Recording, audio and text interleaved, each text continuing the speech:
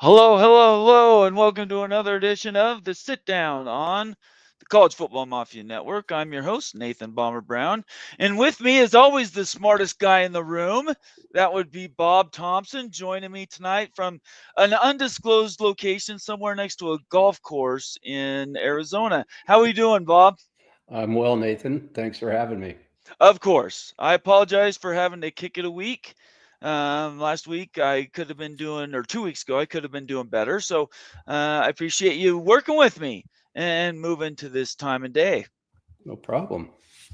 How is your golf game? Before we get into anything else, that's the most important thing we could talk about today. It's all right. It's starting to get hot here, so I've been relegated to a golf cart again instead of walking, and that always doesn't do a whole lot for my golf game. I prefer to walk. So we went over 100 and I think 105 today, so that's kind of my cutoff for walking.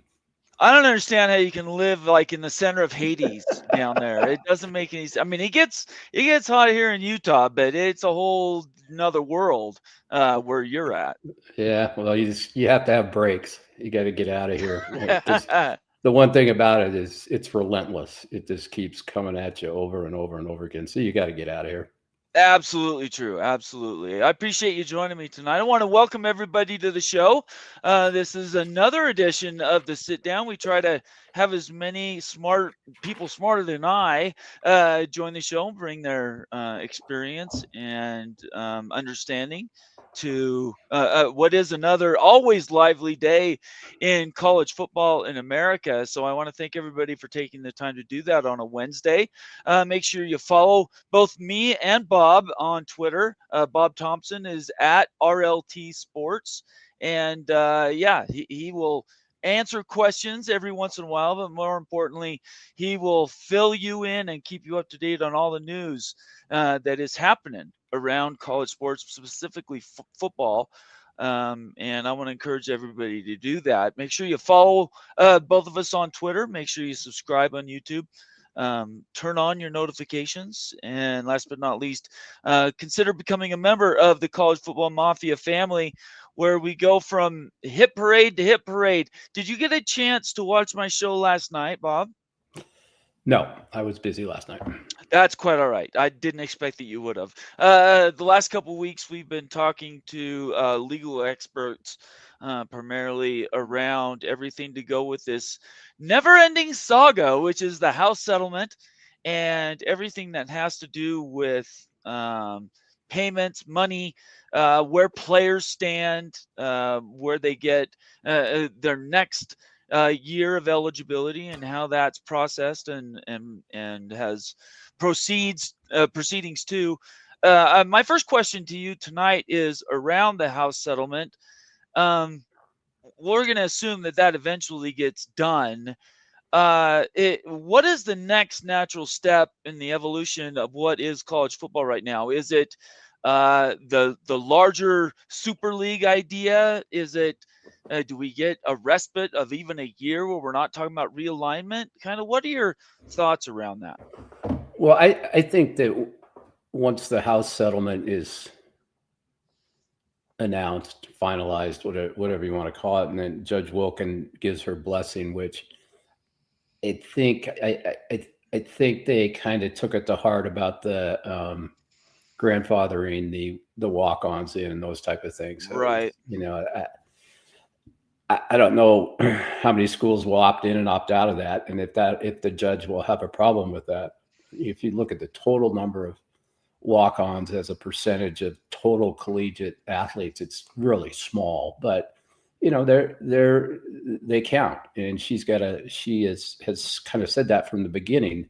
She was concerned about roster cuts. So Right. but let's assume that gets resolved. I think the next step is going to be quickly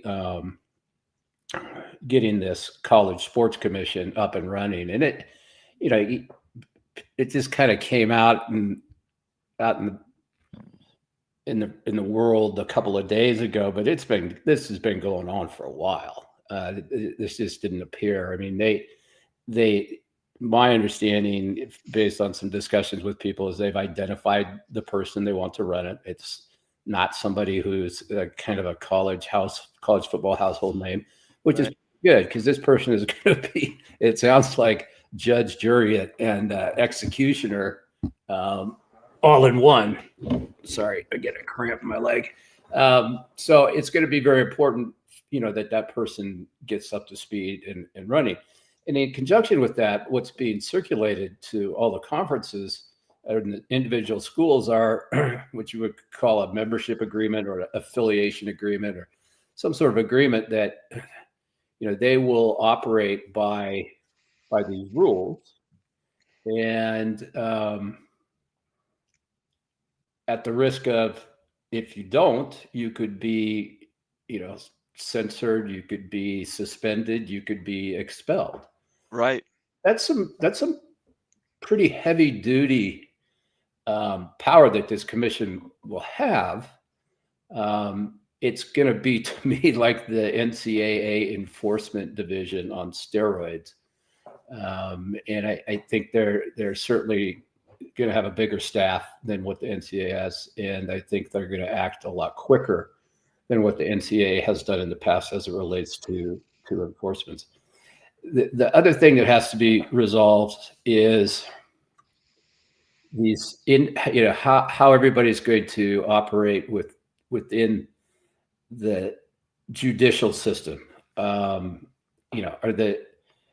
If you have a state law that's more advantageous and gives you more abilities to pay players, funnel money to players, whatever you want to call it, than one of your other, than a state next door that happens to be in the same conference, how is that going to be resolved? And really, the only way to do that is to pass some sort of national legislation that, again, apparently there's a number of things moving down the road, but a lot of it's just kind of waiting for the House situation to be resolved. So those are the two things I see next. And then, that should provide some level of stability.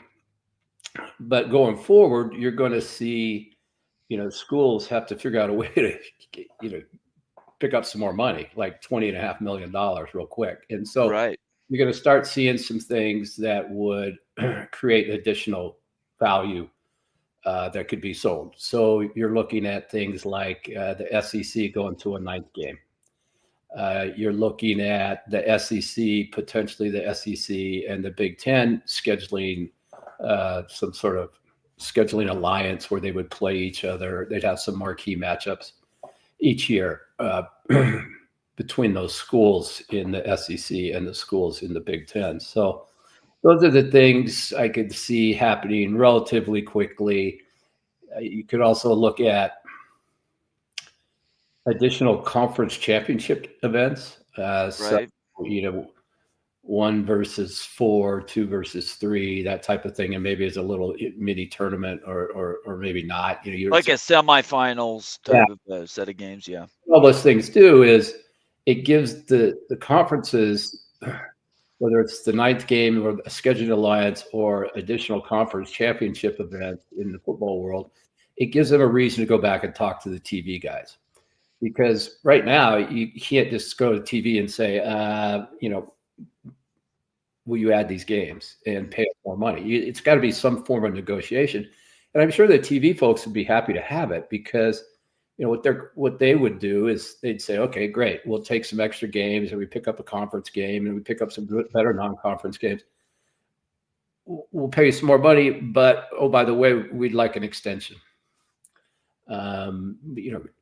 Normally, anytime we went into negotiations in midterm of a deal, if somebody wanted more money now, we wanted something on the back end. It's Right. that, you you want yours, we want ours, and can we come to some rationale? And normally, what was resulted in was some form of an extension, so that we could stretch our certainty out beyond the existing expiration date. So, you've got a couple of deals that are a little off kilter now. You've got, I think the Big 12 is actually in 29-30. I think they're up first, and then the Big 10, then the SEC, then the ACC. So you could certainly, the Big 10 could go try and line up with the SEC. So that's all a lot of moving pieces right now, but those are the things that I see happening next. Trying to understand how we're going to live within the House era, how we're going to live with the College Sports Commission, and how those NIL deals are going to be stamped or not stamped, and then with the guardrails and how quickly and how severely might the head of the College Sports Commission start slapping some wrists out there, because I think they're going to start paying people come July 1. This is going to be done one way or another. Right. And the judge is going to make a ruling. That doesn't mean that's the end of the litigation, though. There's going to be lawsuits, ad nauseum and for years, because the players still haven't been represented. I mean, the players that are represented now are kind of former players. I mean, she's basically certifying that the class is being represented.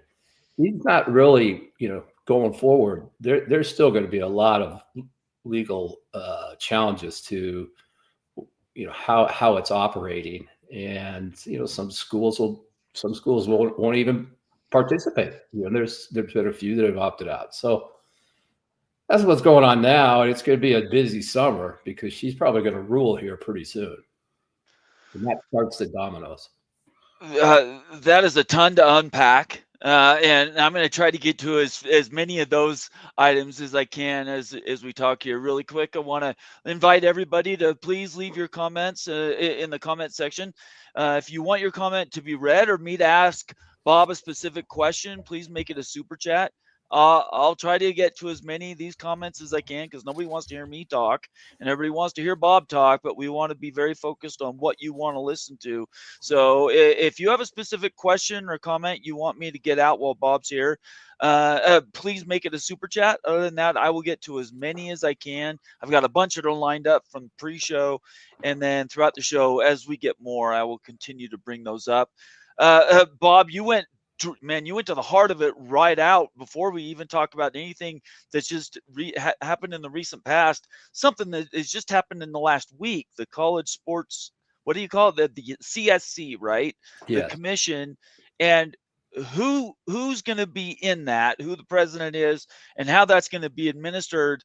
Boy, people have all kinds of questions and concerns, and probably the thing that comes to mind the most is what qualifies you, right? Who says if you don't meet these expectations, you can be kicked out of the A4/ upper tier of college football? I mean, is that like impending doom to some of these tweener schools that maybe aren't 100% all in on football? I don't know. That's a good question. I think my understanding is that the head of this board, of this commission, right, will report to a board that's probably going to be made up of the A4s. Okay. So, is that athletic directors from A4 schools, or is it the commissioners of the A4 schools? I have no idea, but there's going to be some sort of reporting board. So the person will have some, structure that he or she has to operate within. Okay. A lot of the NIL stuff, the deal stamping is going to be handled by Deloitte, which is an accounting firm, consulting firm. And so, they've actually looked at a lot of these deals, and I think they told the folks at the ACC meetings recently that about 70% or something. Yeah, 70% would have been rejected, and Right. 90% of the ones that were done with public companies would have been accepted Right. because they saw the value there. They saw that the companies were receiving values. The others were just basically NIL, booster, Pay collective, for play. pay to play. Right. And so that's what they're trying to get their arms around is how do we, get NIL to what it really is supposed to be, which is name, image, likeness, not pay to play. And that, the pay to play is going to come from the schools. The schools are going to be paying the players. That's the $20.5 million. So Right. the wild west of the collectives is, going to be put in a corral, and it'll be interesting to see, how people try and stretch the envelopes. I mean, it's kind of funny. It's like it hasn't even been put together, and people are already trying to figure out ways to get around it. Which, Of course, that's just the way the world works. But that's what I see the most important thing of this commission. Is he going to kick people out? I think that's kind of he or she. That's a last option. That's not something they want to do. So I've anointed Bob Thompson as the lead commissioner of this commission, whatever their title is. And I know you've already got the job, and you just can't say it tonight. No. But I bet they go totally outside this world. Okay. Yeah. So let's assume that's Bob Thompson, totally outside the realm. How and riddle me this, as they say on a Disney show. How do you compare? How do you create fairness when the economies of California and California schools in no way, shape, or form reflect the same economies and scale of Iowa or Minnesota or Utah? How do you equalize those two things? Because the Deloitte Clearinghouse, well, on its face, sounds like a wonderful whiteboard type of an idea. How in the world do you square the circle, Bob? Because I don't know that a player that goes to USC and the amount of money they get, it all is going to be reflective of the same as some of these other smaller states, or certainly the economies are different. It's like Major League Baseball. You got big market teams, you got small market teams, and the small market teams have to do with less, and they have to be creative and figure out other ways to do things. It's going to be basically the same thing, and that's with the college football side, and that's why you've heard more and more and more about the value of brands in college football. Market size and brands are the best of both worlds. So I think that, you can have brands that are USC, in big markets. Right. And you can also have brands like, say, Oregon, which isn't in a big market, but has a good brand. And so Right. they both bring certain things to the table. Oregon's got a great relationship with, Uncle Phil and Nike. USC is in a huge TV market, and so certainly there's certain things they can do that you can't do up in Eugene, Oregon. So I think it's just kind of the way it's going to be. You can't make a market bigger than it actually is, and I don't know that there's going to be any type of a revenue sharing involved here. This is going to be does the deal that it was put forth, does it pass the sniff test for what's being the consideration being received and the consideration being paid, or the value received and consideration paid? Does it make sense for that market and for what's being done? And that's really all Deloitte can do. I don't think they can look and say, well, we got to equalize this some. What if somebody might be willing to pay in Iowa City is a lot different than what somebody might want to pay in Los Angeles or Seattle or something like that. Right. We're talking federal interstate commerce, though. And that means, I believe federal law means everybody's equal, held on the same footing. So that being the case, wouldn't the barrier have to be extremely high to include a USC or a Rutgers? And wouldn't that in turn allow a school like BYU to exploit the gap? I don't know what's interstate commerce? The What I football mean game? is that if a law is passed in one state, it has to be upheld in another. And all of these, if we're talking about this commission, all these schools are going to be held to the same A4 compact. The Deloitte Clearinghouse specifically it's nationalized. It's not broken into small regions. So from a No, money but perspective, no, but they're looking yeah, at every deal on its own. Each of I those has to stand on its own two legs. right. But what's to stop again? I'll just use BYU because that's the one I know. BYU being a private entity, you could justify pretty much any type of advertising budget that somebody could propose. I don't see a reason why they should be limited. In fact, they should have additional money they could spend for a player that maybe they wouldn't be able to spend at the University of California, Santa Barbara, for instance, because they're completely supposed to be on the same playing field, but different economies entirely. Well, they all start with the 20.5, right? Sure, absolutely. And that's the agreed upon cap. Right. I'm talking about the third party. You're talking you Yeah, brought up Deloitte and trying to control how much money they pay to players right, if that's a fair amount. What right. I'm saying is it seems extremely subjective to me. I don't know how you put a calculus to it that is It'll be equal all interesting to places. see. But the fact is that you have to look at it, and I assume they're going to look at it just like baseball does, and that is you've got big market teams, you got little market teams, and not everybody's created equal. And the New York Yankees, other than certain parts of revenue sharing, don't give any money to the Kansas City Royals. Right. So it's going to be the same way here. I have seen nothing or any indication whatsoever that somehow every deal has to be structured the same. But is baseball the exemplar you want to be using? Because I think you could argue that baseball is the worst run professional league of all of them. The one that's most equal is the NFL, and that one is held. Everybody's to the same salary cap. Everybody is held to the same amount.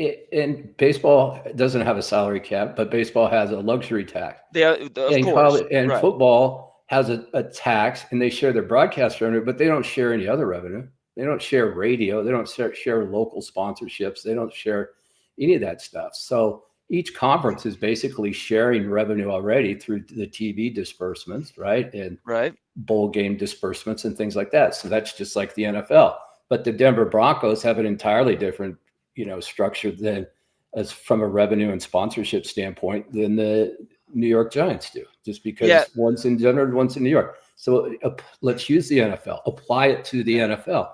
The NFL is going to be doing it the same way. We're not worried about the organization, though. We're talking about paying players.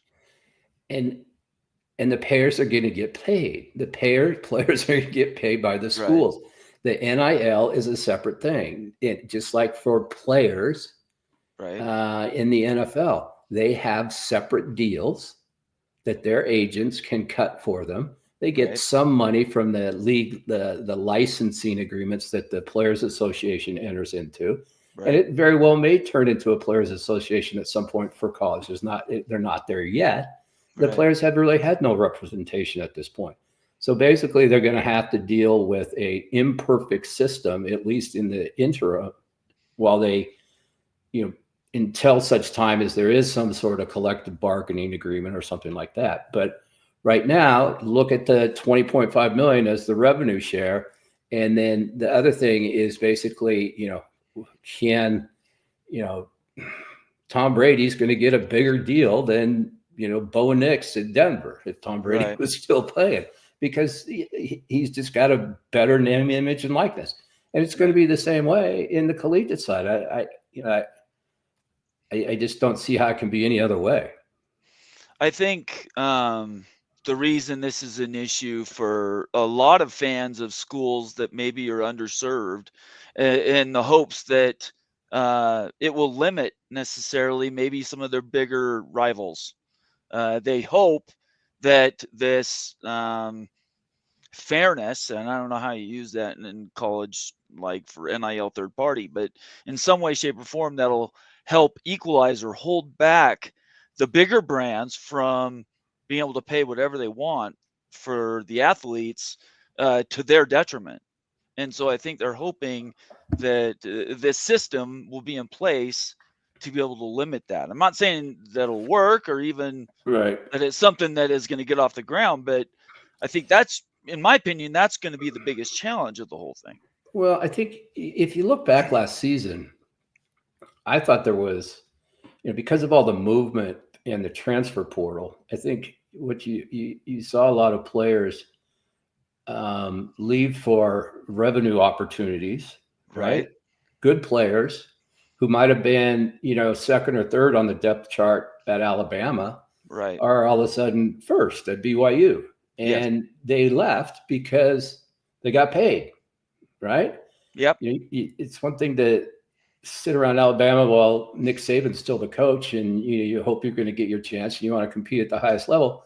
But the fact is now these people are all employees, and if it's going to get paid and they're going to play, you see the movement. So I think that alone helped a lot of some level of parity, that I saw last year that I had not seen in years before. And if you look to see where the parity occurred, it was because they sniped a couple of good players from other schools.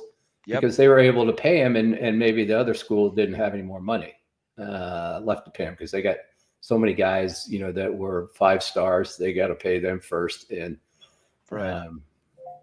so I think you're exactly right. You're exactly right. That will continue to be, and why I think the best days of college football are ahead of us.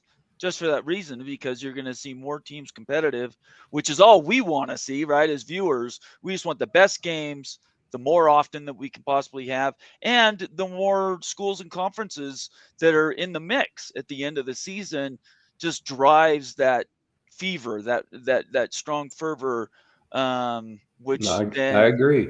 Yeah, at the end of the day, brings more money, right, and attention. It's a vicious wheel. Is it vicious? I don't think it's vicious. It is definitely very cutthroat. Competitive. It's very cutthroat, very competitive. And I think you see, if you go and look at who's being hired as commissioners these days and who's being hired as ADs around the country. I mean, they're coming in with a different mindset than the type of ADs and commissioners that used to be there. Yeah, 100% true. Absolutely. Jackson Johnson happens to be a moderator around here, a friend of the show, and I really appreciate him a ton. He's given us a $5 super chat and says, Bob, if it looks like Notre Dame USC will end, and that's a sad day. What will the TV executives at NBC do? Will they get in Notre Dame's and USC's ear, or are they happy with what they have? It's a great question, Jackson. Well, my understanding on the USC Notre Dame thing is that it's really USC kind of saying, hold up, we don't want to do a long-term deal, because they want to see a couple of things. They want to see, right now they have 9 conference games in the Big Ten, I believe. And they're going to have, they're probably going to have an SEC game that they have to play. Then they're going to have, if they have the Notre Dame game. So now you've got 11 games, in the A4 Notre Dame level. Right. That's a lot. And when others aren't playing that many Power 4 level games. And I think what USC wants to be sure before they extend is that the auto bids are going to be there. Right. Meaning the 12 to 16 team playoff. Right. The CFP goes to 16. Okay. It's some sort of 4-4, 2-2, 1-1, whatever. Right. And because that will then give them, if you start making better games and you have an SEC type, Big Ten type alignment or agreement, and you've got the SEC playing 9 conference games, people are going to have more losses, and they want to be ensured that strength of schedule component is that issue is resolved at the CFP on the selection level, because it doesn't hurt them in essence. Right now, people don't believe that anybody with 3 or 4 losses could have a shot. If you get auto qualifiers, you could, you could have a shot. And so I think before they extend beyond a year, the folks at USC have decided they want to see how the dust settles as it relates to the reimagined, CFP playoffs. So you don't think it's for certain a dead? No, I don't think so. Okay. Hell, they've got a couple of things they can do. I mean, first of all, Stanford used to be a non-conference game. Now it's a conference game, or at least it will be every other year, or however often they play as a result of the ACC agreement. And then the other thing you have is, they've done this deal with Clemson, which is one could look and say, well, that was a backstop in case the USC deal doesn't, like insurance. Yes, it's there and in place. Look, they were gonna play Clemson, I think it's every other year anyway, because of the ACC agreement. But this ensures that they're going to play Clemson pretty much every year, and definitely every year if Clemson leaves the ACC.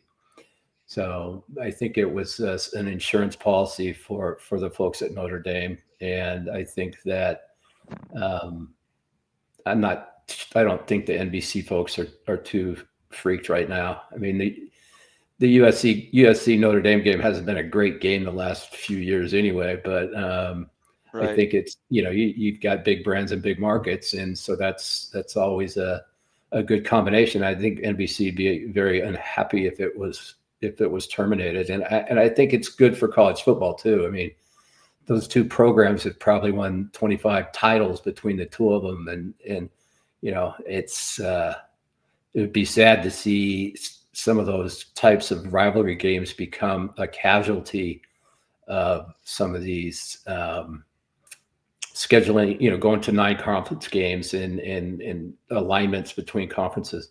You could lose, you've got like Georgia Tech, Georgia, stuff like that. I mean, you've got to take care of those things because it's part of the tradition, and a lot of that stuff's been thrown out the window, and it's really sad to see.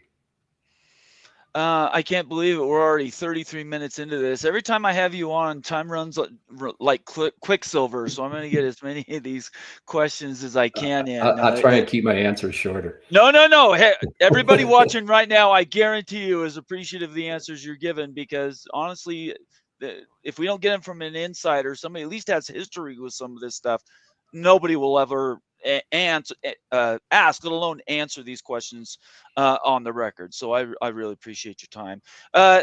Thanks again, Jackson, for your super chat. I appreciate it. Again, really quick, if you want your question to be read at this point, I guarantee it's going to have to be a super chat. I can't believe how fast time runs. I don't want anybody to think I'm ignoring your comments in the comment section. There's only so much time I have, Bob. So they will have to be super chats from this point forward. Let me ask you quickly, and I know we're a few months past it. Last time we spoke, boy, it seems like it was just yesterday, but it was 3 months ago. 30,000 foot. I don't want you to betray any confidences. But from the ACC negotiation, the settlement, as it were, with Florida State and Clemson and whoever else was involved at that, even from a sideline, who do you think came out at the end? Now, hindsight being 2020, who looks better, Florida State and Clemson and any other individual school, or the conference? Well, as in most mediations, not everybody didn't get everything they wanted, right? And that's probably the sign of a good, resolution. I think the conference got some certainty. I think this, in terms of its, ability to operate and not having a bunch of schools leave immediately. I think the schools had some resolutions as to what it might cost them to get out at some point in the future, and what at what point it might be more reasonable to get out in the future. Right. So, and I think that extends not just to the schools that are involved in the litigation in Clemson and Florida State, but to all the schools in the ACC. Mm-hmm. And at some point, it's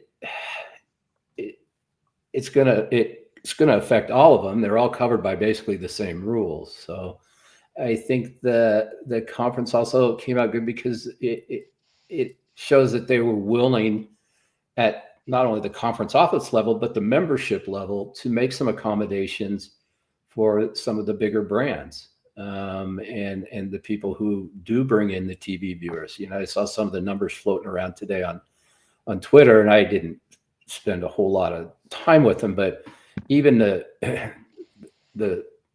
one that showed the least amount of money to the top school was a whole lot better than they're doing right now. So, which is what I'm going to bring that up. You keep talking. I'm going to bring that up right now. And, you know, I have no knowledge of how it was finally structured and what the television element is. You know, you have an issue with some things in that the ACC network is not rated by Nielsen. So that's a problem.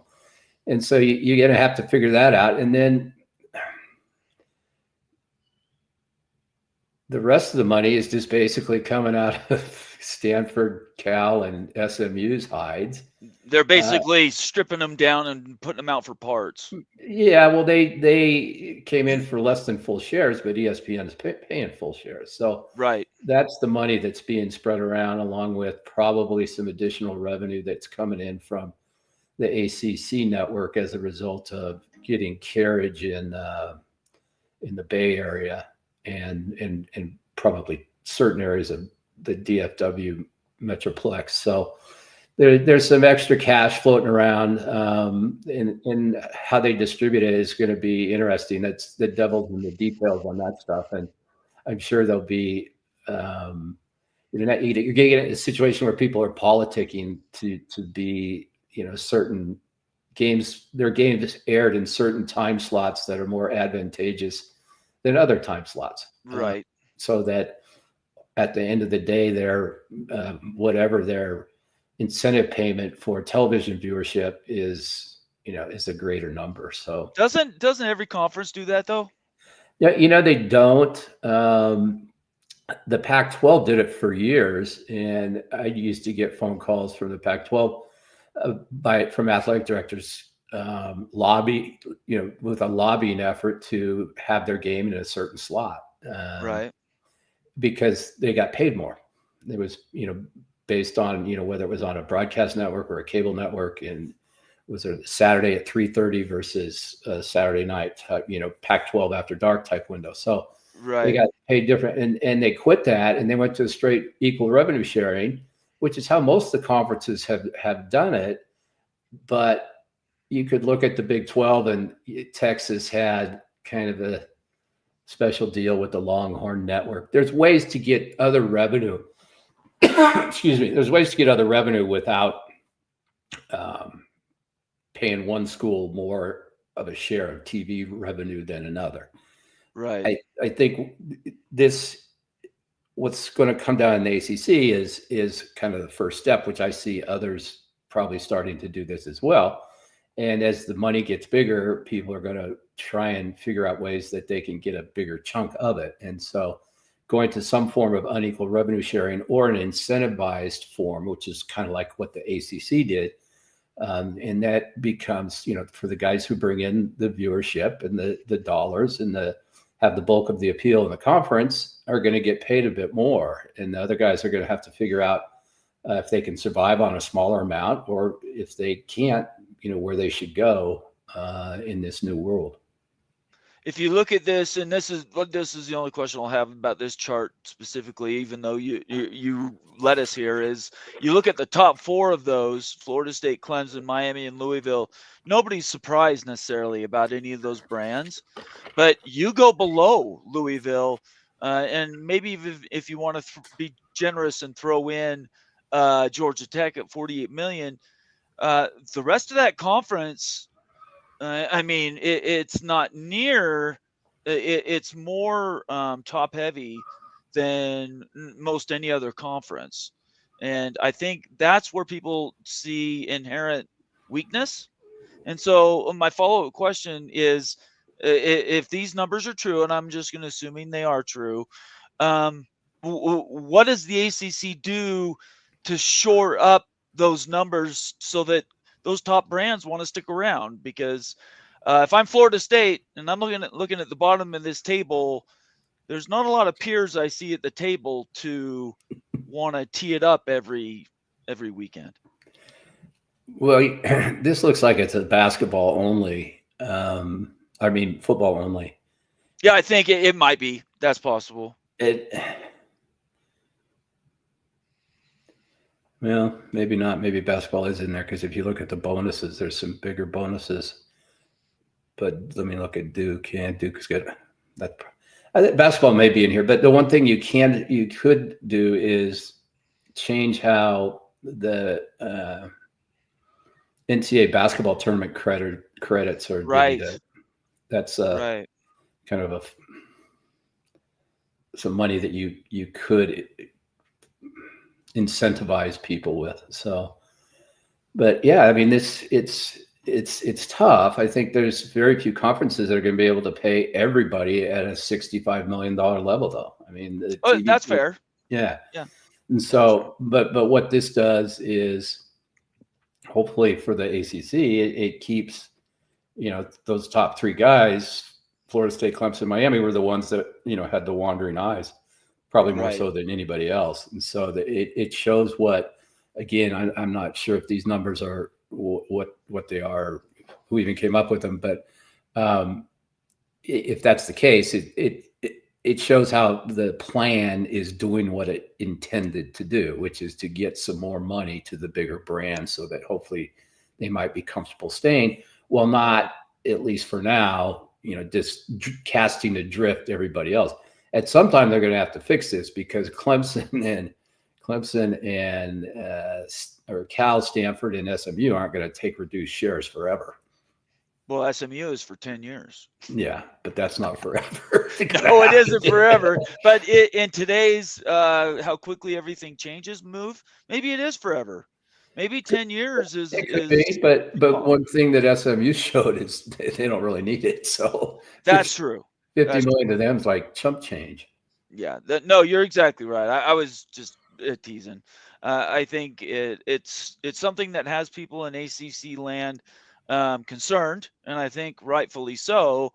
What we don't know is we can't predict the future, and we certainly can't predict what these next windows of TV negotiations are going to be. But it shows you how fragile everything is, and you lay on top of all the House stuff that you just talked about, this new commission that is supposed to be the enforcement arm, the you have to meet X, Y, and Z to even be part of the club, and that's the A4, and then the possible relegation or removal of schools if they don't meet those expectations. People cannot be confident in the current form of college football right now, can they? I mean, if you're an AD, do you wake up in the morning feeling I'm totally secure in where my school's place is in the hierarchy of all college football brands? If you're Ohio State, maybe. Yeah, there's probably some who sleep pretty well at night, but there's probably a majority who, because they don't know. I mean, it's the uncertainty of the thing. You've got so much stuff floating around. Right. And, there's going to be another shoe drop legislative wise. And look, I'm not a fan of ever really inviting the federal government into your business. But I think in the case of the collegiate sports world, there needs to be some level of federal legislation that will kind of put a nice bow around some of this stuff. And then maybe people will, people other than Ohio State and Texas will sleep well at night, and because there will be some certainty, and they'll figure out a way, now that we know what the rules are, just tell us the rules and we'll figure out how to operate within them. Right. And if we don't, this guy at CSC is going to slap us upside the head. But at least you'll know what the rules are, and you can, instead of trying to figure out and surmise what they're going to be, we need some resolution, and we need it quickly. Structure, right? You need, yes. Once you have structure, then you can start filling in the gaps of where your organization is compared to everybody else. Okay, I'm just going to warn everybody, we've got 15 minutes left, and then I'm going to let Bob go. He's going to go. He's got a second 9 he's got to get to. So I don't want to hold him out for a long time tonight. So if you want your chat to be read at this point, it's pretty much the whole time because it goes so fast. It'll have to be a super chat. I've already got banked questions, so I'm going to try to get to as many of those as I can now. I invite you, though, to leave your comment and question, and once Bob's gone, I'll address as many as possible, maybe even allow you the ability to join the show, and we can talk about it once he's gone. Okay, my next question is about and I hate this, I can't believe we're still talking about this, but the Mountain West Conference and the Pac-12. I didn't ask you before the show if you have any tangling alliances there. So if you do, certainly feel free to bypass the question, but certainly just look into where we are with those two conferences. It is such a mess. Do you see a clean way that this wraps up by the end of the summer? Well, my understanding is they, first of all, I have nothing to do with it. So you're clean there. Good. My understanding is they do have a mediator, and they've had a couple of sessions. Yeah, I think it can be cleaned up. The mediator's job, at least initially, is going to be poking holes in the two parties' cases, and you can imagine what those holes are going to be. To the Pac-12, they're going to say, "Well, you signed that agreement," so, right? And to the Mountain West, the parties, they're going to say the same thing. You guys agreed to these departure fees, and so that But then when they get to a situation where they start the back and forth, the mediator can help kind of prod them along and hopefully get them to start discussing settlements, because you do not want to get to a situation where the next phase is the court date is scheduled and you start taking depositions, and that gets everybody in the collegiate world, and should get everybody in any world. Depositions are no fun, and having people poke around in your email files and your physical, paper files, those type of things is no fun either. And that's what'll happen. And historically, collegiate disputes have been settled out of court. There's been very few realignment cases that ever even got to court. I think the Big East was one, and there might have been another one, but everything settles. And if you go back and look, it's kind of interesting.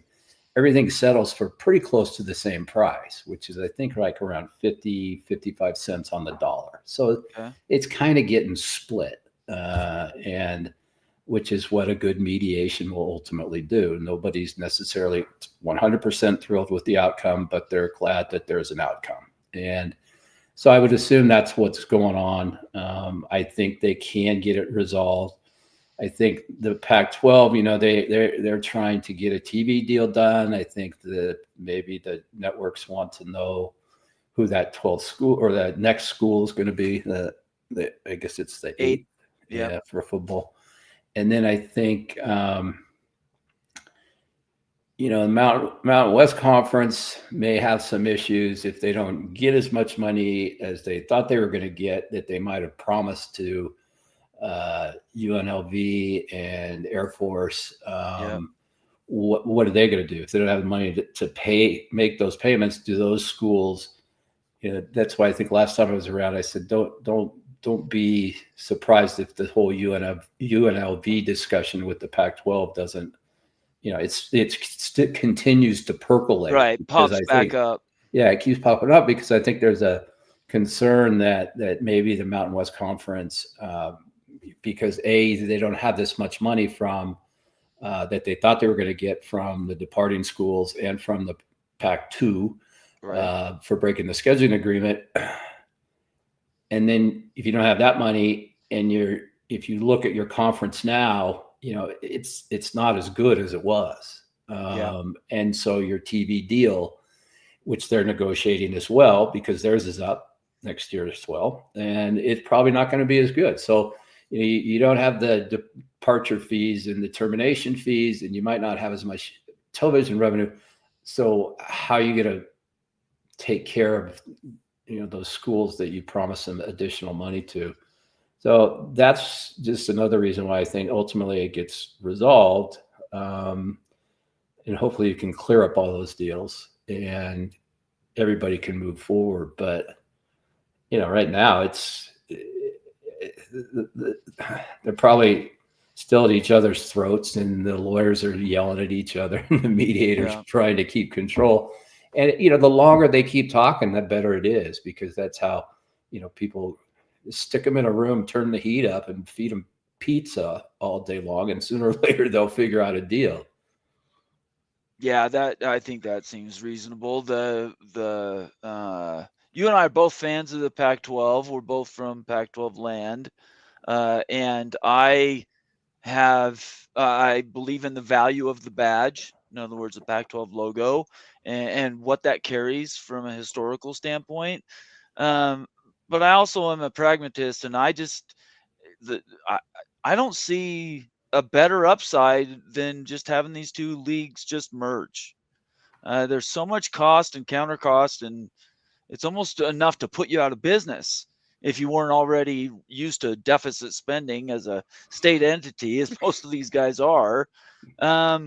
What at this point is stopping just a simple merge of these two conferences? Is all it is ego? Well, there's that. There's probably some, people don't want to lose jobs, things like that. But look, if they were going to merge, they should have merged a long time ago, like when it was first announced, and that would have been probably the right thing to do. But now you've got some extra baggage in there, some schools that you probably don't necessarily want to have. Northern Illinois. Yeah, you don't want to have an emerged entity. But there's others you do. The Gonzaga pickup was good, would have been good for both. You probably don't have you don't have Grand Canyon University back in the NWC, but that was the time to do it. It could have been done so easily at that point, but people just weren't thinking straight at that time.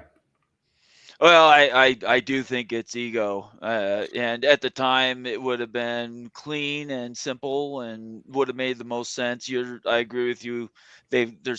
Both conferences have picked up schools they otherwise probably wouldn't have, and now you've got some sort of a conglomeration of schools that should or shouldn't be connected, especially geography wise when you're talking about travel for certain sports and things like this. A lot of people care about what's going on with the Pac-12 and the Mountain West Conference, though, and I don't see how we have a happy ending here. I'm trying to grope and find in the dark a place where this remains the best of the rest G6 conference. In other words, the best that isn't in the autonomous four. Do you see a different outcome? Yeah, I once you get the litigation behind you, I think what's left, what the new Pac-12 looks like, is probably going to be the best of the G6, and whether they get UNLV or not. So I think that's certainly and then the hope certainly for the Pac-12 is that they somehow can get to the point where they're thought of as a Big 12 or an ACC. I don't know that happens anytime soon or any time in my lifetime, but that's certainly their goal.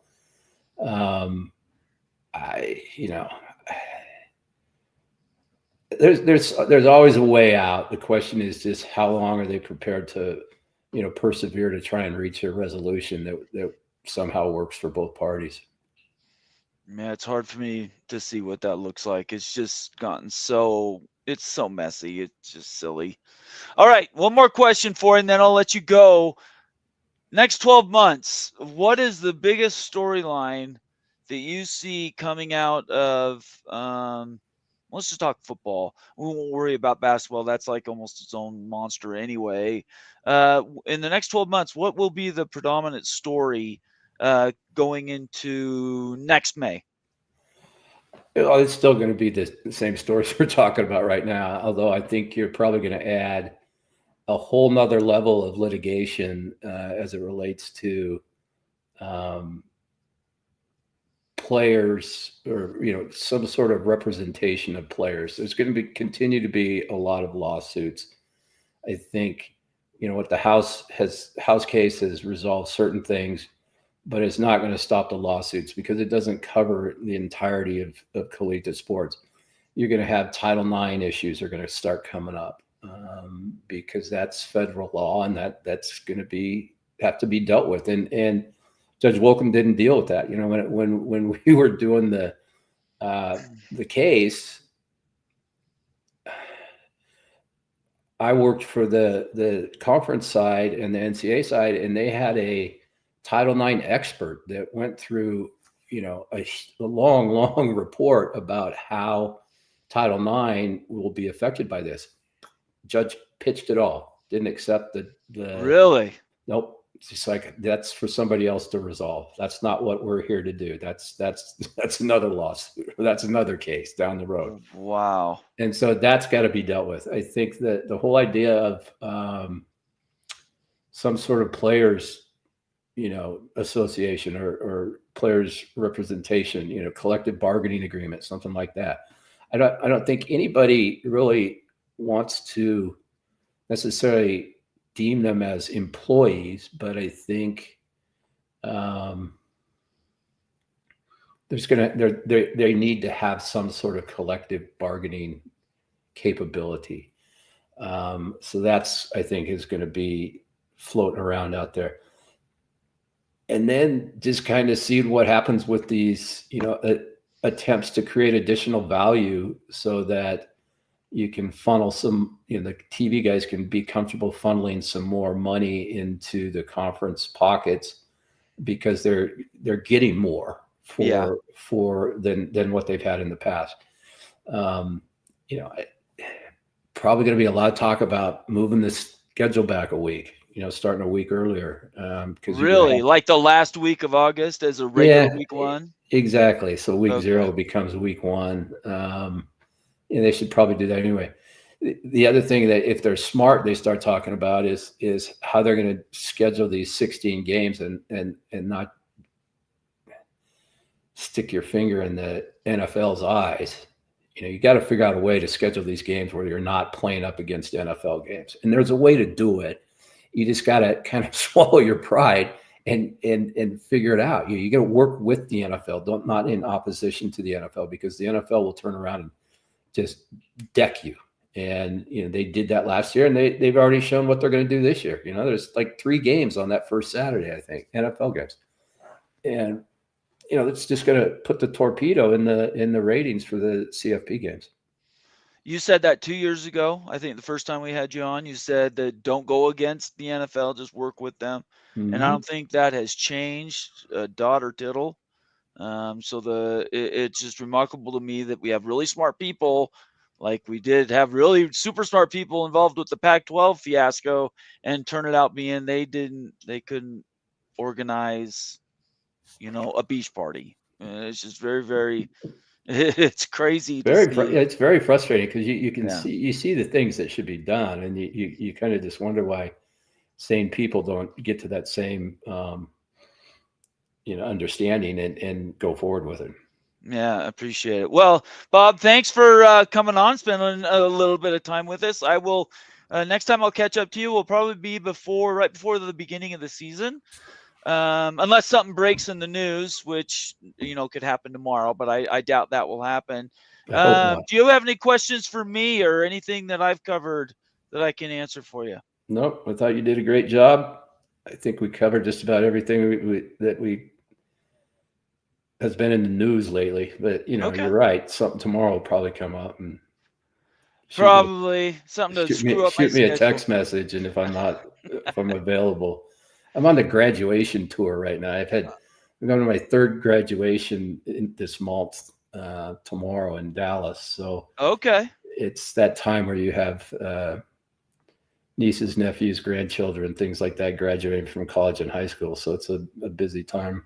Okay. You still have to DM me your cell phone number. Otherwise, I'd be happy to text you. There's no way I'm sending you my cell phone number. All right. Thank you so much, Bob. I hope you have right. a great week, rest of your week, and we'll see you in a few months, okay? All right. Sounds good. All right. Thanks Everybody a lot. take care. Okay. Bye-bye, Bob. Bye. I'm going to clap you out as you go.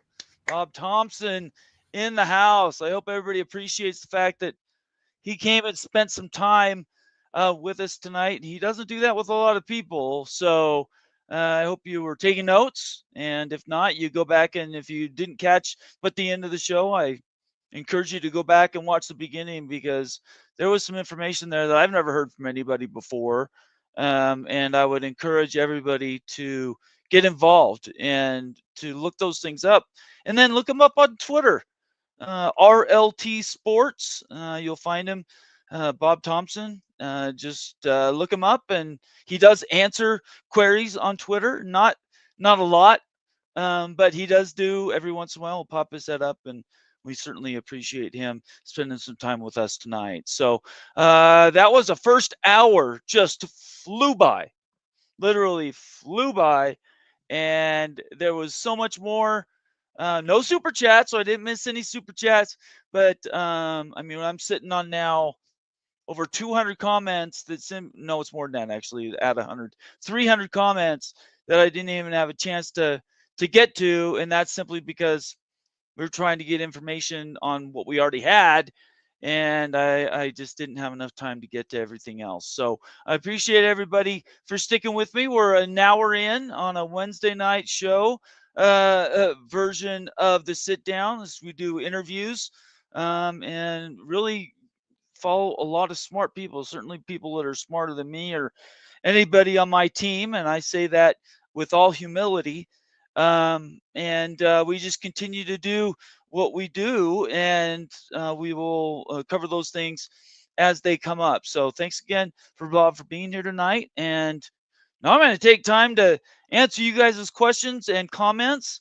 I will get to as many as I can. As I say, if you want your comment to be guaranteed read, make it a super chat. Other than that, I defer to member comments, and then every once in a while I'll sprinkle in comments from people that aren't members.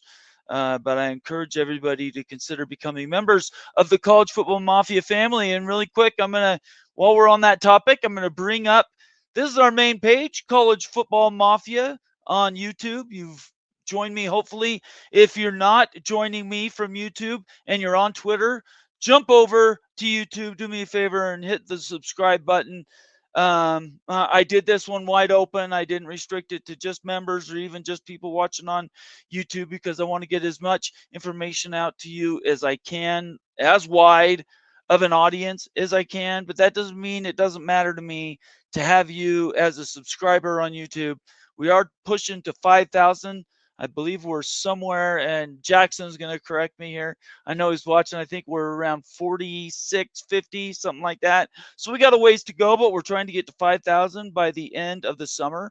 So I encourage you, if you're watching on Twitter, do me a favor, jump over on YouTube, College Football Mafia, and hit that subscribe button. It'll really do me a big favor. And then give us a thumbs up. Leave us a comment or question. We do try to answer those. And lastly, consider becoming a new member of the College Football Mafia family. The smartest people in social media, the smartest people watching certainly the news in college sports, college football centric. That's what we do around here. And I want to thank everybody for your patronage. I want to get to this. Rock and Rant said this at 5 minutes after 6. He says here, and Rock and Rant is a contributing member around here, and we really appreciate everything he has done for us. I personally am very grateful to him. He says, BYU, keep your heads up. Yeah, I'm not going to get into it. You guys are free to look it up on Google or Twitter. BYU had a bit of a day today, and honestly, let's be very clear, it's not a BYU day. It concerns a member of its athletic group of players, and I have nothing I'm going to say about it. I don't know anything about it. I don't know anything about the people involved. All I can say is I pray for those that are involved. I hope the best for everyone that's family, friends, everybody who's been impacted by the news that has come out today.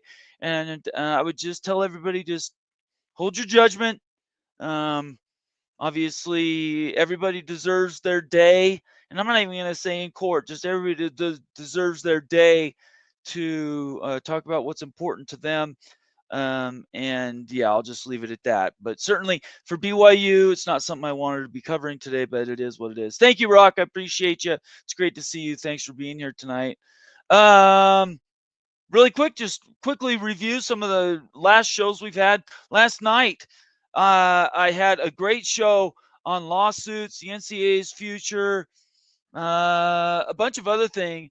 That was a fun show last night, and if you didn't catch it, I would encourage everybody when my show's over tonight, go back. It's not members only. Watch the video with Joe Saban and Ryan Mulvaney, both guys smarter than me in the legal sense of the word, and they will answer more questions about the house settlement, and everything that goes to it. Talked a little bit about that with Bob, but that's not Bob's area of expertise, but certainly his experience from the commissioner and from the broadcaster side meant a lot. I came at the beginning of the show. I would just invite you to go back and watch that. You don't need to listen to me talk about it anymore.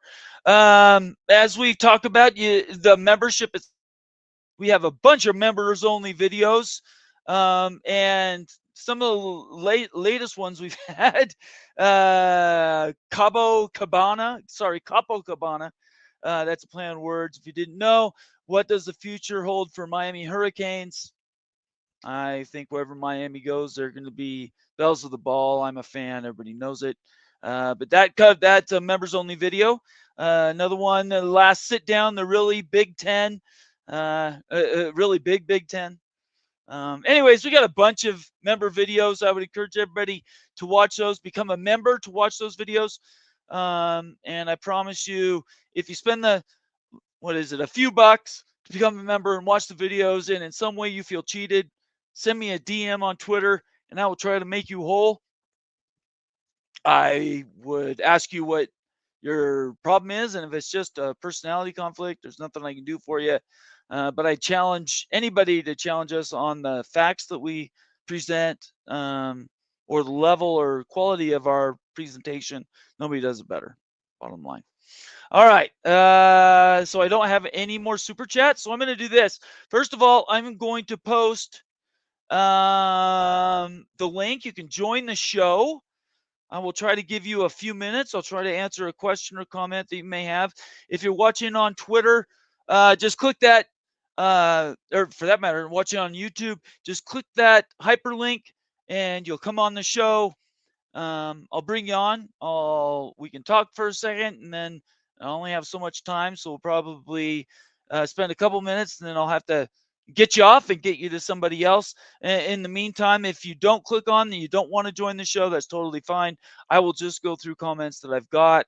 I'm going to start with the newest first because nobody, frankly, remembers the oldest, which was over an hour ago now. And I'll get to as many comments as I can. So stick with me, and here we go. Let's see. Conundrum. Good to see you, Conundrum. I'm glad to have you in the house. I moved to Arizona decades ago. No ice to fall on. That's absolutely true. There is no ice in Arizona. Let's see here. Almighty Finn, all respect to the OGs. I'm not sure who he's talking about OGs wise, since I'm working backwards, so maybe that's broken. But yeah, all respect to the OGs, sure. Almighty Finn being an Arizona State fan. I appreciate him being here. Maybe I won't start at the end because I'm getting some stuff out of context. Let me jump back a ways just for the hell of it. And let me just pick one and we'll work down. How about that? All right. Man, you guys are talking to each other, which is great, but it's hard for me to jump in and get comments. Almighty Finn says a lot of Iowa fans in Chicago. Okay. That's Big Ten, middle of the country. So, okay. Conundrum, I was a big Bobby Bowden fan. I just like to push buttons. So who is it? Who didn't like Bobby Bowden? I don't know anybody unless you're a Miami fan, then maybe you didn't like Bobby Bowden. Let's see here. I'll continue. For those that didn't know, Manchester United lost tonight or today. That's awesome. Tottenham won the Europa League, and I'm glad for that because Manchester United did not win. Stephen Vitt, there won't be a Pac Mountain West Conference merger. Not happening. Yeah, I don't know. I've gone back and forth on that, Stephen. Good to see you, by the way. I originally said when everything came out with the Pac-12 reshuffle and schools leaving Washington State and Oregon State, I said absolutely no way should they merge with the Mountain West Conference. I was one of those guys. And I was on the Hill and I was yelling and screaming saying, no way, brand value, so much better. Then time goes along, and then out of nowhere, here we hear the Mountain West, 5 that decided to jump over Boise State leading the pack to join from the Mountain West Conference to the Pac-12. And at that point, I'm like, wow, right? They're right on the edge. They're on the cusp. And now we're many, many months further down the road, and we can see the Pac-12 really screwed that whole Mountain West thing up. UNLV, and I don't care who else you want to throw in there. The AAC 4, Memphis and Tulane leading the charge and not getting those on the initial move to the Pac-12 to securing that best of the rest, top of the pyramid G6 league, screwed it up. They absolutely screwed that up. And from that day forward, now I think they need to merge. I hate it because Washington State and Oregon State, I'm going to talk ego a little bit here. I think they are worth more. Boise State is a tweener, but than everybody else, I'm not afraid to say that out loud. Now we know, in my opinion, they really screwed it up. And countersuits, I almost can't see a way forward where they don't merge. Somebody paint a picture that doesn't have these two conferences, getting rid of all the legal challenges and legal fees, and just becoming one conference. Even with the entangling Gonzagas and Northern Illinois and University of California, Santa Barbara and Grand Canyon for basketball, I don't care. I cannot see a way these two conferences can survive unless something major changes. The only thing I could think that would change that would be private equity. So maybe there's a sugar daddy out there. Somebody pays Texas State. They join the Pac-12, and it's a wholly, fully running conference again. I just don't know where the money is going to come from. So that's kind of where we're at with that. Unfortunately, I wish we had more certitude, but we simply don't. Daniel Gygax, contributing member of the Mafia Glitterati in the background. I appreciate everything you do for us, Daniel. He says billable hours are undefeated. Yeah, that's talking about the legal fees and everything associated. There's no doubt about that. Billable hours are undefeated. James Davis, good to see you, James. I think all 136 schools, we're talking about football, should get together and do one TV deal for $20 billion and let each school get around 140 million a year. Wow. That would be great. James, if you were an investor, would you pay that? If it's your money, you're writing a check for 135, 136 teams. Why would you pay 140 million when you could pay 10 million for the same product? And I just made those numbers up. This is the first time I'm just grabbing this message, this comment as a standalone. Why are you paying, not to beat on any one school, but let's say Wyoming. Why in the world would you pay more than $5 for Wyoming? I mean, that's not good business. If you can get away with, fine. I don't care. Combine them all in one media deal. That's great. There's no way in hell you're going to pay the same amount of money to Ohio State as you are to any of the G6 schools. It's never going to happen. Absolutely never going to happen. The only way that anything even conceivable like that could happen is if somebody came along, let's say Saudi Arabia, and bought college football outright, wrote a check, and you're kind of talking about that here with your comment, wrote a check and bought college football. I don't know who you'd buy it from, but you wrote a check to every school and you bought the whole thing and turned it into one league. For one thing, why are you buying all 136? When, as we've seen, and I'll bring it up again. Did I close it? I'm going to bring this back up again. Why would you pay? Let me make sure I get the screen up. I'm going to make it big so everybody can see it. Why would you pay Wake Forest 140 million? They're making 30 million. 30 million. So a quarter of that, they're making 30 million, and they're in a conference that may or may not exist as a power conference in 5 years. Let alone Stanford, California, or SMU's given their product away. I don't know.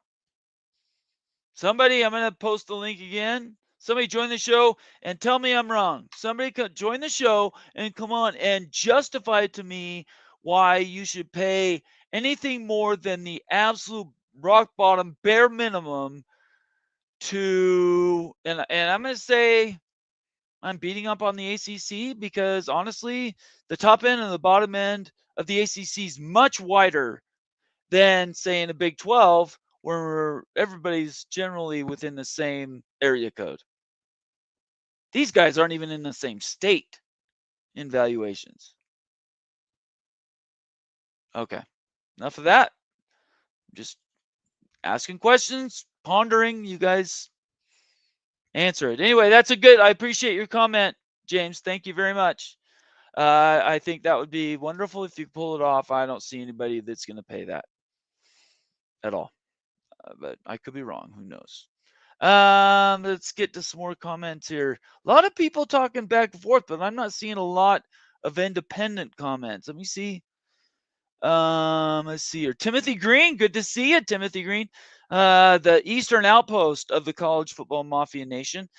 Daniel, I knew you would take care of us. You're the man. What did Daniel say?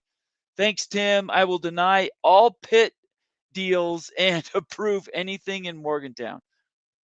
Okay. Carla Jenkins, good to see you, Carla. I still have a challenge for you. You got to come on the show with me. I'd love to have a conversation with you. Carla says they will hire some attorneys. I think each school may have designated clearinghouse person who reviews all of these deals. Okay, so this is one of these places where I'm a dummy and Bob is not a dummy. I just completely don't understand how the clearinghouse is going to work. I know how it's supposed to work by design. I don't see how it works in application. And maybe me and Bob were talking at cross purposes. I was specifically talking about being able to pay a player X in a state like Utah. The dollar goes a lot farther than it's going to go in a California, like a lot farther, maybe 5 or 6 times farther. It's the same reason why people in the NFL want to play in Florida and they don't want to play in California. They want to play at the cities because it's beautiful in California, but the taxes in California are just prohibitive. There's no state tax in Florida. So you go to Florida, you get to keep more of what you spend of what you earn. So Washington is another state that is just it's brutal, the cost of living and the social services and everything, cost of living in Washington is so much worse than it is, in Minnesota if you're a Vikings fan. Anyway, Carla, it's great to see you. Thank you so much. Let's see here. Almighty Finn earlier said, "Hey, Bomber." Thank you very much, Almighty Finn. BYU football. That's Shonsky says, "I give up, Bomber. You're not getting it." No, I never will. I'm not sure what I'm wrong. Yeah, I disagree with you, Shonsky. It's any myriad of things we disagree, but it's great to see you anyway. Conundrum says, "Free market. What a concept." Tongue in cheek. Stormy Cyclone, another member of the college football mafia family, says, "Get ready. The McDonald's side bags of cash are coming." I sure hope not, but I'm afraid that that's where we're going to end up, Stormy. We're going to be back at the bags of money thing. I don't. So tough. The money part of college sports is so tough anymore. We might get back to where a guy rolls up. The difference is it won't be bags of cash. You know what it'll be, Stormy? It'll be a thumb drive with a Bitcoin address, some sort of a crypto.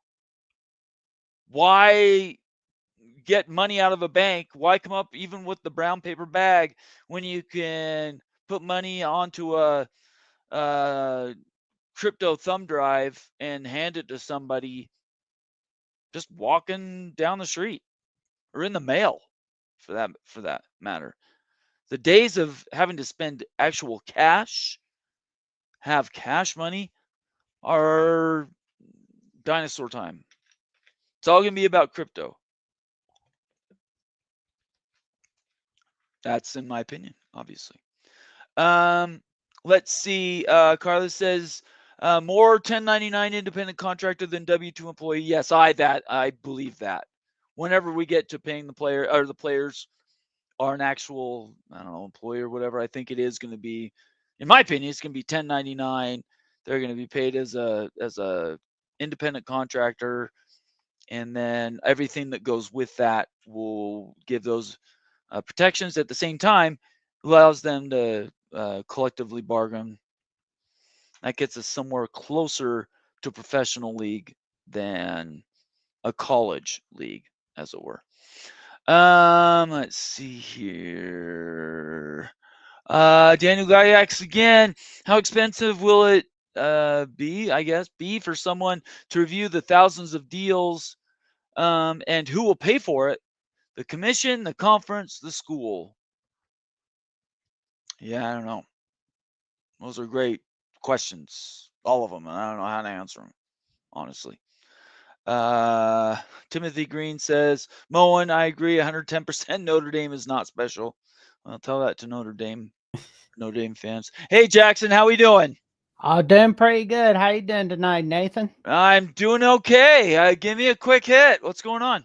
Oh man, I'm really hoping that the Notre Dame USC rivalry doesn't get taken away from us, because I can tell you right now, it will be very devastating for the world of college football.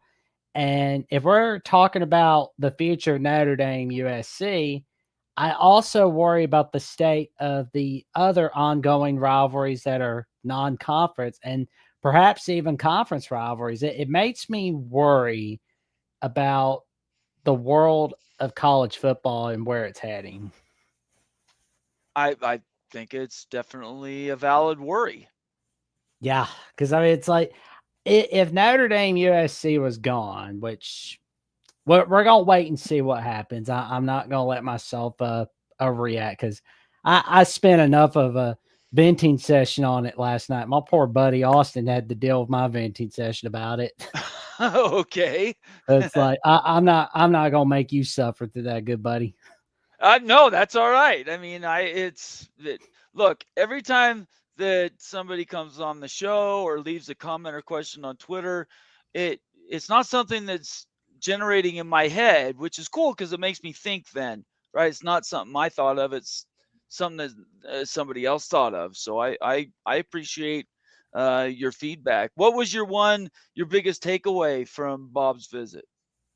Oh, I thought it was pretty cool. They answered the question about how we're going to wait and see what happens. Like USC's waiting to see whether we're going to do the SEC Big Ten challenge in college football, which to tell you the truth, I hope they don't do an SEC Big Ten challenge. Because I mean, like as a Bama fan, yeah, I'd like to see Bama play Michigan more, USC more, Nebraska more. But that means USC Notre Dame's taken away or Iowa State is taken away. Then I don't want that. I don't want that at all. It's like I don't want.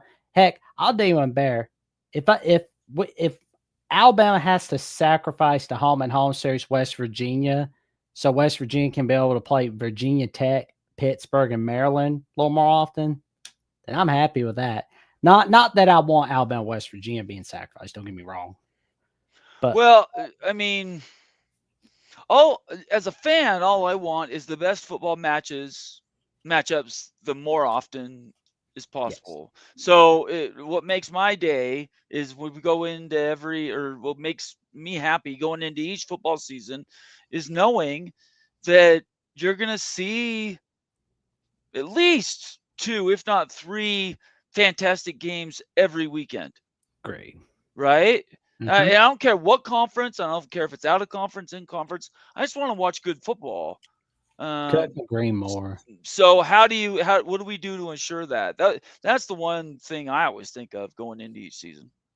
Honestly, like I kind of feel like we need to assure everyone in college football that you benefit from having a really good strength of schedule and that strength of victory matters. Like say you got a huge victory from week 2 on a Friday night. Like say you're Illinois playing Duke. Mm-hmm. You beat Duke. Duke finishes in the top 2 of the ACC. They're the ACC title runner-up. They give Clemson a run for their money. And, they lost to Miami, which is their second loss. But fortunately, Miami stubs their toe, which they usually do, unfortunately. No offense to Miami. Yeah, that was crazy last year. Them and BYU both screwed it up at the end of the season. Yeah, I mean, it's like I give Miami more of a hard time than I do BYU, to be honest, because it was like Miami was unbeaten, but then they blew it against Georgia Tech. Again, Charlie Brown at the pitcher's mound every time against Georgia Tech. Then they blow it at Syracuse, but that's Mario Cristobal for you. But yeah, like if Illinois is beating like a Duke team on a Friday night, the Duke goes to ACC title game, loses by 3 to Clemson, and they've got a great record. They're like, say, 10-2, 11-1, or 11-2. And Illinois is 10-2. That big non-con win is going to help you. Yeah, you lose to the Ohio State Buckeyes, but I mean, let's be real. You haven't beaten the Ohio State Buckeyes in Champaign, Illinois since 1991 when Rugrats, Ren, Stimpy, and Doug were on Nickelodeon. There you go. That's a pull. Were you even born? No, I was a 90s baby, but fortunately, I got like VHS tapes of like some of that stuff, so that was pretty cool. I think that's pretty cool that you can even recall that as a popular culture reference. I'm impressed. Well, Nathan, that's my job, is to make sure I remember everything from pop culture, everything from history. When every time we're talking about last time a team did what, like say 1956, 1963, something like that. Yeah. Because like if Fox and ESPN could do it, Well, hell, so can I. And you do. The difference is they've got a whole teams of people to do it, and somehow, some way, you're able to do it by yourself. That's what I find remarkable. Before I let you go, why don't you tell everybody what's going on with you? Well, of course, I've got episode 71 of the Jacksonian set up. We'll be filming Friday with just a joke up of the Bucky Report. Okay. And it will be released at Saturday, 6 p.m. Central Time, which will be 5 p.m. Mountain Time in Nathan's area. And of course, 7 p.m. Eastern Time for those there in the Eastern Time. And tomorrow night, we've got the 33rd edition of the Alabama College Show, where Jeff Reed, Ollie Talk Sports, I take your calls all right there on Alabama with the Voice College Football. And for more update, and I'm probably going to be venting to Paul Feinbaum about my take on the USC Notre Dame rivalry, on where it could be heading. And for more updates what I've got going on the Jacksonian or on Alabama with the Voice College Football, check me out on Jackson VOCFB on @/Twitter and Instagram and Threads at Jackson Johnson 543908 or on Jackson Johnson 97 Blue Sky Social, where my good friend Mike Debate from Sports Illustrated says, where the skies are blue. I don't know how you do that without a title card, but I appreciate it. It's great to see you, Jackson. Thanks for coming on. We'll catch you soon, okay? Let's catch you soon, good buddy. Okay, we'll see you later. All right, bye. Jackson, I got to give him a clap. He's always a great guest. Certainly, I want to encourage everybody, if you don't know who he is or what he does, Voice of College Football, look him up. You can also find him on Twitter.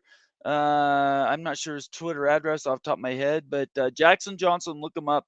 He absolutely will pop up as one of the first ones on Twitter as a contact, and you'll be smarter for it if you follow him on Twitter. I promise you. All right, we got about 15 minutes. I'm gonna just give everybody a heads up. I'm gonna call it quits before the top of the hour, just because I've been doing this by myself and it gets a little tiring. So we'll go another 15 minutes. I'll answer as many of my questions as I can that I still have flagged. And I encourage you to keep leaving your comments. At this point, I probably won't get to them unless it's a super chat, but we'll go from there. And I appreciate everybody watching. If you are watching on Twitter, consider jumping over on YouTube. Even if at the end of the show, you just jump over to the College Football Mafia Network and on YouTube and subscribe. That would really help me out. Give me a thumbs up and let my team know how we're doing, because that really matters to me. All right. A few more comments I've got flagged here. Conundrum says clearinghouse equals subjective. Yeah, that's kind of where I'm at. Conundrum. I don't know. It isn't supposed to be. As Bob said, he thinks it's pretty going to be cut and dried. I don't know. I've talked to a lot of different people. I've talked to lawyers. I've talked to financial analysts, and Bob's the first one that's really been able to say with certitude that it will be something that we'll be able to bank on. I do think it's subjective. We'll have to see. I know this: brands or schools that don't have strong NILs or strong, I would say, third-party support, they want the clearinghouse to be as stringent as possible. Not going to name schools, not going to name people, but as a BYU fan, I'm the exact opposite. I want the rules to be as loose as possible, and I want money and effort to be able to trump people just sitting back and letting other people do the work for them. Be proactive. If you want your school to be successful, in my opinion, get involved. Build the strongest NIL out there. If it's not one person of $1 billion, it can be millions of people at $10. I just encourage you to support your school's public NIL, and also support your school's in-house funding, because it's going to take all those monies to stay relevant. In 5 years, you will be irrelevant if you don't step up and start carrying more of the burden yourself. Don't complain to me about rising fees, going to football games or basketball games. That's just part of it. All right. So you're not going to get sympathy from me. Anyway, I don't need to beat on about it, but I do believe it's going to be subjective, and I don't know how they're going to enforce it. Thanks, Conundrum. I appreciate you. It's good to see you. Rob Ellen checking in from Clemson, neck of the woods. Appreciate you. A valuable member of the College Football Mafia family. Virginia is second from last of the full share ACC, folks. How does that pay off for the SEC? Are the SEC schools going to attract enough kids from Virginia to get a return? And I'm going to put on top of that a comment that Rob made before that, saying the in-state public school rivalries won't go away regardless of conference affiliation. Well, that's not true. There have been in-state rivalries that have gone the way of the dodo. Washington State, for instance, even though they've opted to keep that going for a few years, it's not mandated, certainly. But the state legislatures will get involved and mandate those games. So I just say Oregon State and Washington State made threats to do that. Hell, they made threats to do that in Iowa. And as far as I know, those are all at will relationships. Now, Virginia and North Carolina, it is possible that they pass mandated rivalry game for basketball and football. Up to today, I don't know if they have. If they have, somebody check me. I'm happy to admit that's something I don't know. But unless the legislature actually steps up and represents some of these schools, North Carolina State, for instance, is very active in state politics. They're going to stay hooked to North Carolina however they can, whether that's an actual legislation or it's boards of regents for these different schools. If you care about it, you'll keep it together. But it's not something that everybody should just take for granted, because a lot of those relationships are at will and could change if the landscape changes. Anyway, Rob, it's great to see you. Thank you so much. I appreciate you being here tonight. As always, it's great to see Clemson represented in the College Football Mafia Nation. Thank you. Tom Dubay, it's been a minute, Tom. It's good to see you. Thanks for showing up tonight. Question for Bob. I apologize we didn't get to it when Bob was here, but I'll try to answer it. Do you think pay-per-view will come to college sports? I think on that for a second. I don't know. I would just say, why not? I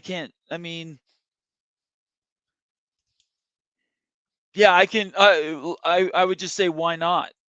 A USC versus USC versus Notre Dame thing wasn't about money.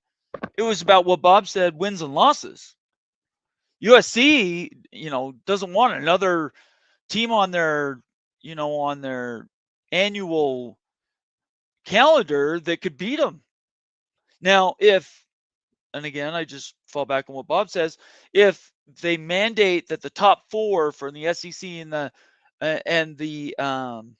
Big Ten automatically get in to the college football playoffs, so it's 1 through 4, then I could see USC. I agree with him. I think then that would free up USC to say, okay, we can have, again, it could be up to a fourth loss and still get into the playoff.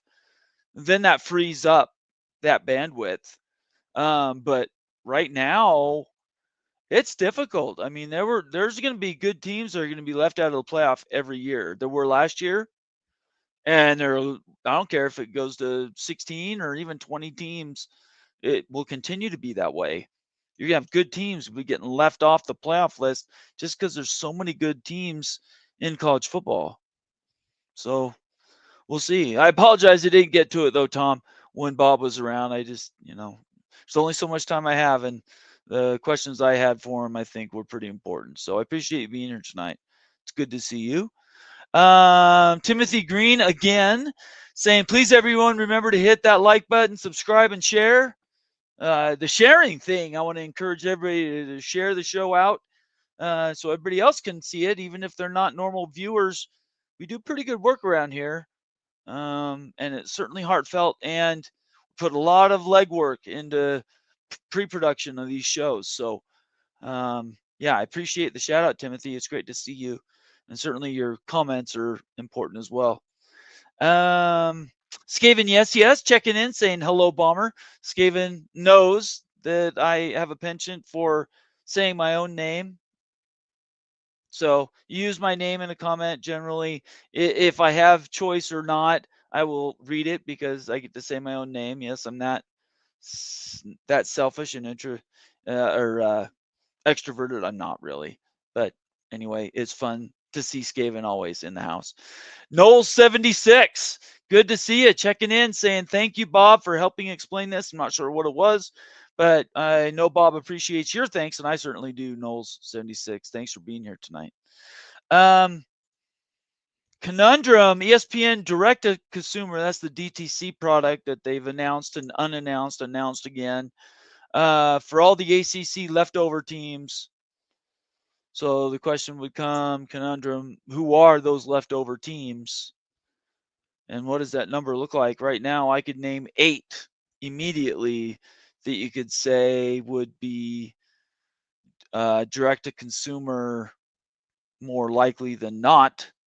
I'm not going to say them out loud. You guys can figure it out on your own who those schools would be. But to me, direct to consumer and ESPN Plus to me are the same thing. And I'm not super happy with ESPN Plus being in the Big 12. I thought it was going to be better than it is. That's all I can say. I prefer Fox. I would much prefer all secondary games are on Fox for the Big 12 than not. But anyway, yeah, ACC leftovers. Who knows where they end up? Good question or comment. Carla Jenkins again. Everybody can see through the Deloitte mess. They're only appreciating their corporate buddies that they draw the commission from. You know, they're only appreciating their corporate buddies that they draw the commission from. I'm not exactly sure what that means. I do think Deloitte's a mess, Carla. Sorry if I don't understand the second sentence there, but I do believe it is a mess. Yes. Chris G, it's been a minute. Good to see you. Welcome, another member of the College Football Mafia family. Of course, they don't want to kick people out, but that's exactly what the networks and the P2 is trying to do. It's passive, right? It's like how people get laid off. They don't, or let's see, how you get let go from a company. They just won't, when people leave, they just won't fill that position. So instead of overtly going out and getting rid of people, they just won't replace when people leave. It's passive. And that's, I think, what's going to happen with this CSC, the commission / P2 / A4. Schools are going to rule themselves out. And the question will be, is there going to be a ascendancy model? Is there a way you can earn your way in? And everybody knows I love the relegation promotion thing from European football. I know you guys don't like it as being American sports fans, but I'm telling you right now, a college football that has promotion relegation into the upper tier. I said this on Twitter today. I'll quickly review it. 135, 136 schools currently in Division One. You break that into 3 conferences. First conference has roughly 32 teams. Second conference would have roughly 32, probably 40 teams. The third conference would have the bulk or the balance of whatever's left. And you earn your way up to the top. Nobody's guaranteed a spot, but at the same time, nobody's guaranteed a spot. So just because you make it doesn't mean you stay. You have to do it every single year. You have to earn your way in every year. And that's how I think that in college football would be the best thing. You guys would love it. Maybe not the first year, especially if your school's on the edge. But if you're, say, team 135, say you're Air Force Academy, and you're not 135 if you're Air Force, but I'll just use that as a number.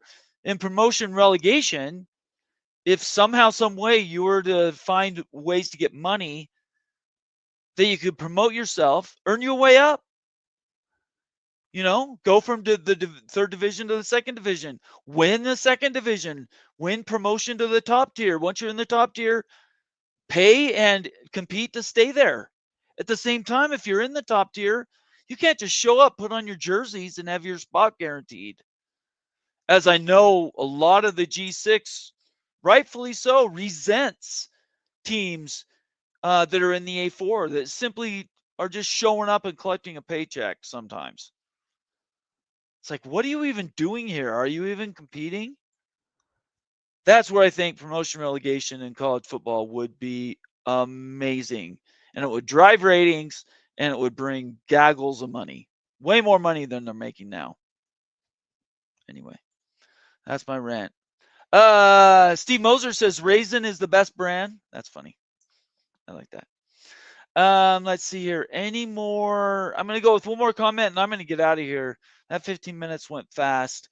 Let's see here. I like two more, actually. First one, Conundrum says, Ohio State NIL is going to hire players to be painters, just like Hunter Biden, $300K per painting.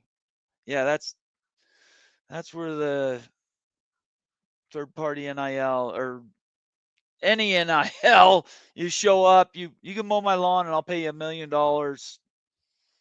Is that fair? Is it not fair? I don't know. Some lawnmowers in California probably make $1 million. I don't know.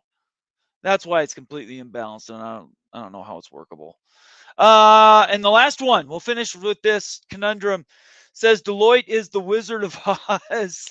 Don't look behind the curtain. Yeah, Deloitte is going to be an ongoing mystery as we move forward in time. I encourage everybody to continue to track that story and certainly subscribe and follow and do everything you can with the College Football Mafia Network and family and contributors. We have the best contributors and show on YouTube. I compete anybody to be better. I don't think there's anybody that from a quality standpoint does it better than we do.